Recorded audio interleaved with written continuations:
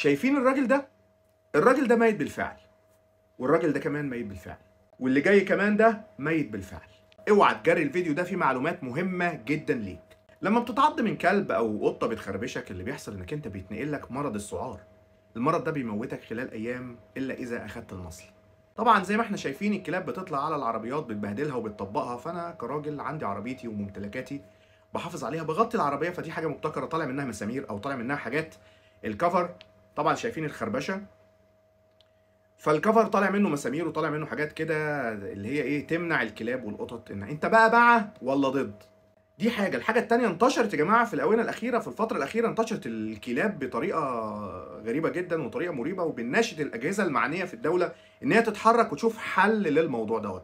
طبعا كلامي ده مش هيعجب بعض الناس، حقوق الحيوان وكده، فاكيد في حقوق انسان بيتعض وممكن يموت، لازم تاخد التطعيم خلال اول ساعات والا الموت بيكون محقق. انشر الفيديو لغيرك من فضلك، صلى على النبي.